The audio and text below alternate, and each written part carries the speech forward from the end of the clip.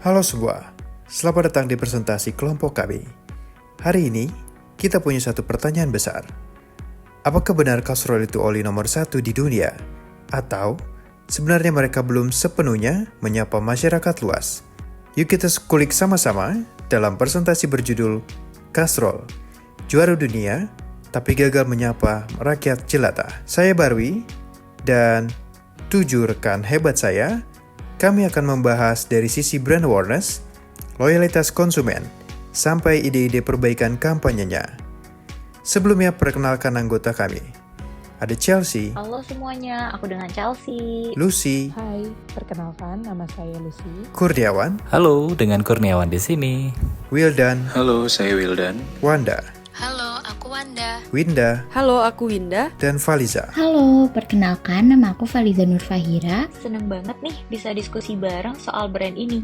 Kita nggak cuma memuji Kastrol, tapi juga kasih insight yang membangun. So, stay tune ya. Nah, biar kalian gak penasaran, kita kenalan dulu yuk sama Kastrol dan kampanyenya. Lucy, boleh dijelasin sedikit? Siap.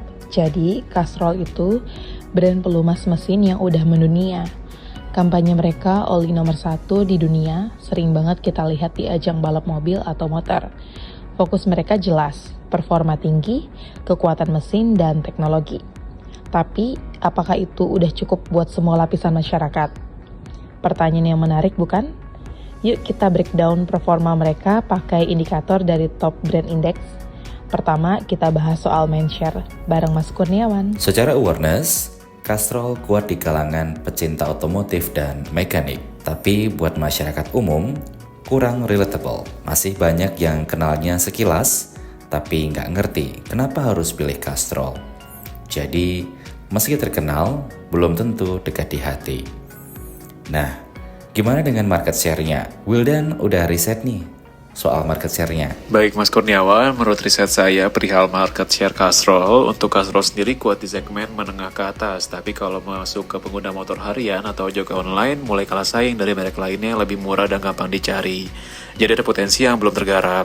Nah, kalau pengguna yang udah coba Castrol nih kira-kira loyal nggak sih? Nah, kita tanya langsung ke Mbak Wanda ya. Oke, thank you Mas Wildan. Boleh dibilang Castrol punya banyak user setia di berbagai penjuru dunia nih. Kalau udah pakai dan suka, biasanya mereka bertahan of course. Tapi masalahnya, nggak semua orang punya kesempatan untuk coba. Mungkin salah satu alasannya adalah di range harga. Jadi konversi dari kenal ke loyal itu belum maksimal. Menarik ya, tapi kalau kita ngomongin campaign, mereka bagian mana sih yang kurang?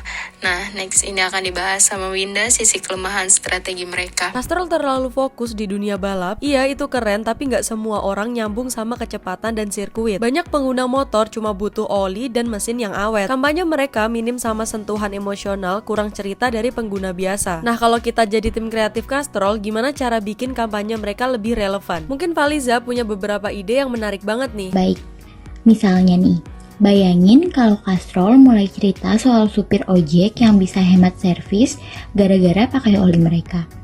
Atau ibu rumah tangga yang ngerasa tenang karena mobilnya nggak rewel. Cerita-cerita kayak gitu tuh relatable banget, deket sama kehidupan sehari-hari. Selain itu, Castrol juga bisa aktif di TikTok, YouTube Shorts, terus kasih edukasi ringan soal oli.